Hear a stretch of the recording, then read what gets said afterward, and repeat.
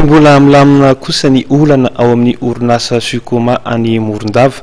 Eo anatrehan'izany indrindra dia isy ny fidinana ifotsiny izay ataon'ny delegaciona avy ao amin'ny gouvernemanta Hatsoaty izay hijerena ny vahaolana mahatra mikasika ny olana ao amin'ity orinasa ity.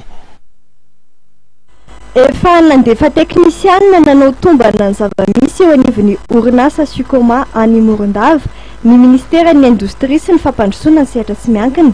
Araka nambarany ministra Narson Rafidimanana androany, tanjona ny hijerena vahaolana mba hiverenana ny fampidinana indray ny uzina ao an-toerana. Manome tatitra izay ny zavatra izay hitanay tany hoentinay any amin'ny chef de gouvernement, monsieur le premier ministre, hoe zao ny tatitra azonay avy any zany amin'ireo teknisianareo. Tsy vitan'izany ihany fa andeha hidina any izay gouvernement maromaro, hidina any hijery sur place. Wakaiky ny vahoaka, wakaiky ny hoe hijery anay de visu izay tompona ndraikitra voalohany hijery akaiky an'ireo usine io hoe inona ny solution tokony atao agnana satria mijaly ny vahoaka noho ny tsananany asa.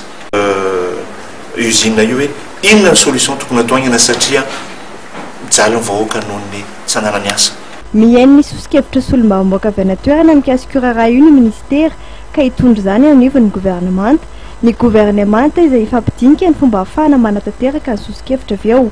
Anjaran'ny gouvernemanta ihany koa no manao ny dingana rehetra anatanterahana ny vahaolana maharitra mikasika ny orinasa Sukoma.